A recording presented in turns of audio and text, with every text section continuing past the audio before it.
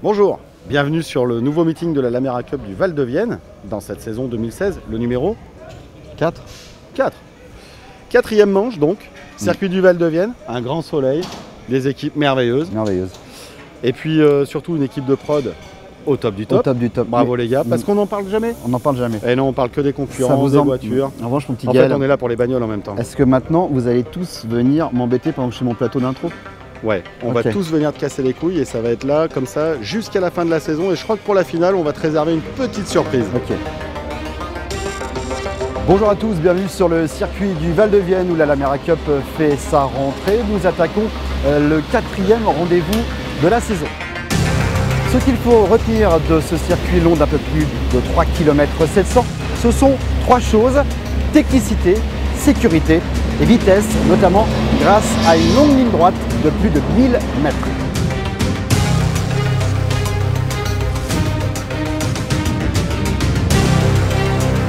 Au programme ce week-end, une seule course le dimanche de 8 h. Le 4e rendez-vous de la saison de la Lamera Cup, c'est maintenant. Pour les essais qualifs, vous avez 40 minutes d'essais qualificatifs. 23 voitures et 78 pilotes ont répondu présent pour ce 4e rendez-vous de la saison. Après le traditionnel briefing, place à 5h30 d'essais libres. Et pour les moins expérimentés, Julien Debain rappelle les choses à faire sur ce circuit. Donc pensez à ces principaux éléments. Les yeux décident de la trajectoire, et plus les roues, et donc plus votre volant est en ligne, et plus vous êtes efficace. Soit vous restez dans une posture de trajectoire, on va dire traditionnelle, soit vraiment vous avez la certitude que le pilote va arriver beaucoup plus vite que vous sur le freinage, et pour lui montrer un signe de politesse, vous restez sur la trajectoire extérieure.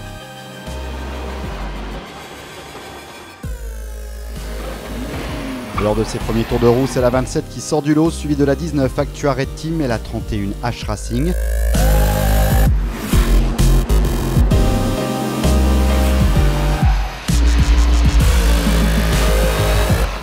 En revanche, la journée commence mal pour les leaders du championnat qui restent quasiment toute la matinée dans les stands. De l'huile arrive dans l'habitacle, mais ils ne trouvent pas la cause. On a eu un moteur neuf, on avait fait un rodage tranquillement sur les semaines précédant la course. Et puis on avait un petit doute au niveau de la pression d'huile, un petit souci, et qui malheureusement ce matin c'était plus qu'un doute. Donc on change le moteur tout simplement et on sera prêt pour les qualifs de tout à l'heure. Côté gentleman, la 29 se montre la plus rapide de sa catégorie, mais intéressons-nous à l'équipage de la 14, Stéphane, Alexandre et Gaël, seule femme du plateau. Gaël ne savait pas qu'elle aimait l'automobile et je l'ai emmenée un jour pour son anniversaire au Castellet, faire des tours de manège, des petits tours de GT. Et puis quand on est rentré, elle a voulu tout de suite rouler.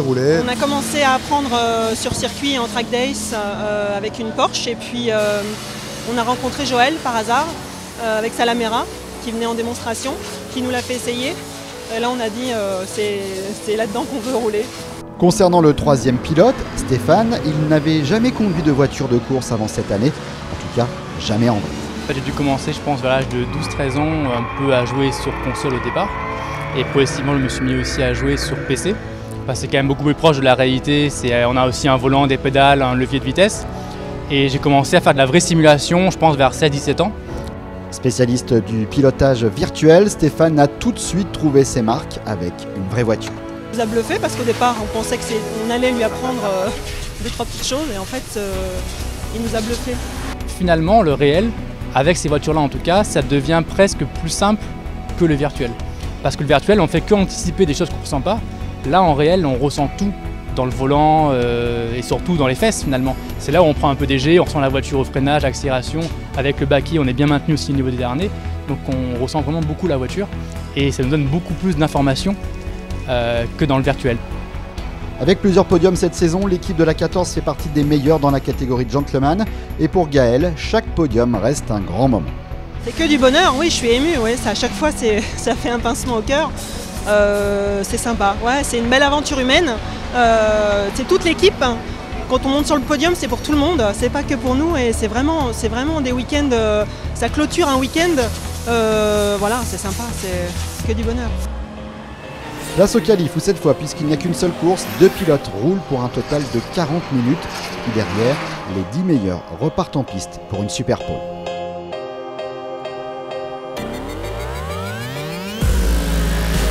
Cinq, 4, 3, 2, 1, vert maintenant. Maxime Bailleul nous a livré la voiture des champions sortants après les réparations et performantes. Alban Varouti sur la 1 signe en début de séance le meilleur temps. On retrouve derrière les habituels H-Racing et CTF, mais 2 équipes de gentlemen vont venir se mêler à la bagarre. La 15 Lux Motor et la 29 Force Motorsport. Et au final, c'est la 29 qui signe la pole position. Je l'attendais depuis longtemps, j'ai commencé l'année dernière en fin de saison à Dijon. Et bon, j'avais réussi à faire le meilleur temps en course, mais malheureusement depuis on n'a pas pris part à une séance de qualif. Donc ça fait longtemps que je me lamente un peu et que je me dis il faut que j'aille chercher une pole. Et aujourd'hui, oui, on a réussi à mettre tout en ordre, donc c'est génial. Et aux côtés de la 29, on retrouve la 1 des champions sortants qui termine beaucoup mieux leur journée qu'elle n'avait commencé. Deuxième ligne, la 31 H-Racing et un deuxième gentleman, la 15 Lux Motorsport. Troisième ligne, la 27 CTF Racing et la 24 de chez Tech Drive. C'est parti pour 8 heures de course sous un soleil radieux.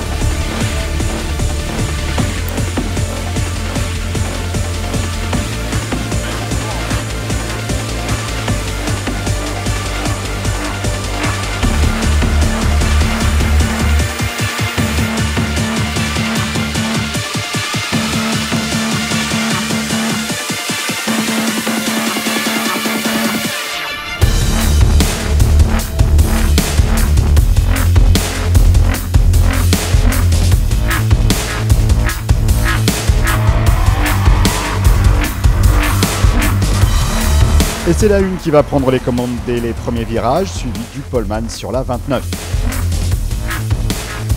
Parti en dernière ligne, Christian Demigneux sur la 19, Actua Red Team attaque dès les premiers mètres.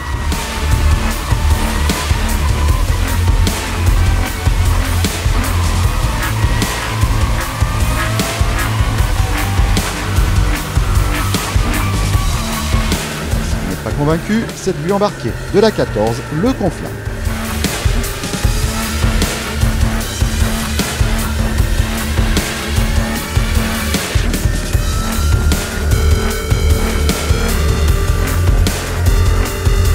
Alors justement, petit aparté sur la 14 ETC Racing qui décidément va accumuler les ennuis ce week-end. Stéphane ne peut pas faire grand-chose sur cette action.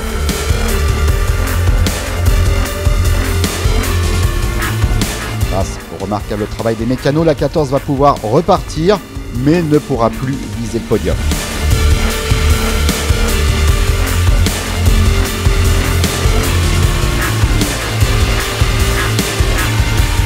En ce début de course, la 1 est en tête, mais elle connaît de nouveaux problèmes qui l'obligent à repasser plusieurs fois par les stands.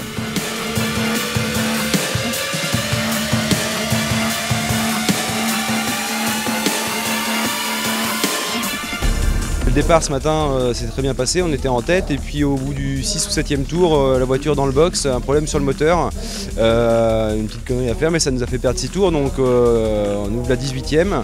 On monte, on était 3e et puis là il y a une biellette qui lâche dans un virage et puis la voiture décroche, je vais dans le bac et là par contre on revient de reperdre 10 tours. Après ces quelques rebondissements, les positions se figent, on retrouve ainsi à mi-course la 27 CTF en tête. Derrière, en embuscade, comme bien souvent cette saison, la 32 RKM Tremblay. Mais comme nous vous l'expliquions au début de reportage, ce circuit est particulièrement technique et il est assez facile d'aller faire un petit tour dans les bacs. La 32 va tester, elle frôle la correctionnelle, mais limite les dégâts. Ça a remis un tour d'écart, alors qu'on était à une vingtaine de secondes. Bon, c'est le jeu. Maintenant, on va essayer de mettre la pression jusqu'au bout. Pour pourquoi pas éventuellement soupçonner une erreur de leur part à nos amis la 27. À la 3e place, à 29 Force Motorsport, également premier gentleman, gère intelligemment. Il faut ménager l'auto, c'est clair, on préfère rouler à une seconde et demie de nos tours, de nos temps au tour pour que l'auto n'ait aucun problème. Pour l'instant, bon, voilà, c'est le cas, vraiment aucun ennui. On n'a pas besoin d'attaquer, sachant que le 4e est à 2 tours, donc pour l'instant, oui, c'est vraiment de la gestion. Et restons chez les gentlemen avec la 17 Adel Racing Team qui est deuxième de sa catégorie, suivie de la Triangle Sud-Est, la 42. La 19 Actuaret Team n'a quant à elle rien à perdre. Partie dernière, elle continue à attaquer et remonte rapidement dans le top 5. On remarque également que les équipages sont de plus en plus homogènes car les changements de pilote toutes les 30 minutes ne bouleversent pas forcément le classement.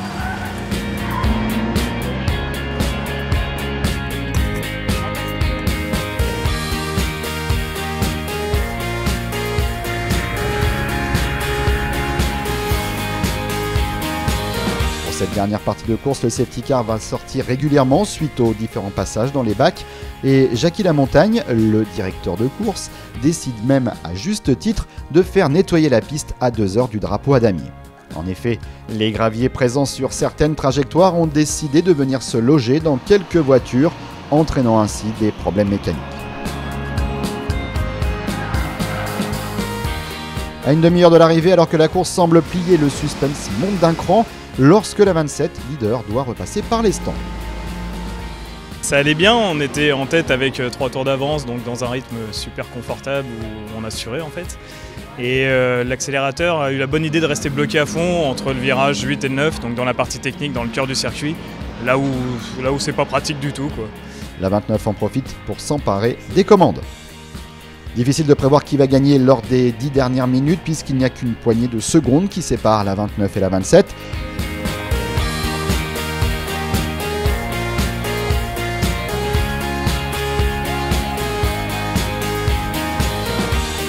Le dernier relais est stratégique et c'est finalement la 27 CTF Racing Stage qui s'impose pour 58 secondes d'avance sur la 29 Force Motorsport. La 19, elle, signe la remontée du week-end. Elle complète le podium.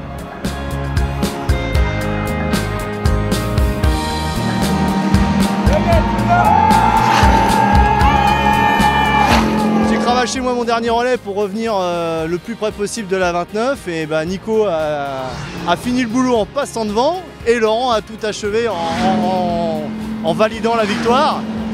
On est content là parce que Castellet on avait bien tourné, là on fait un beau résultat et voilà, ça fait vraiment plaisir et on est revenu dans le rythme et on est bien. Chez les gentlemen, Force Motorsport s'impose également. La 17 Adel Racing Team est deuxième, Triangle Sud-Est Paris, la 42, troisième.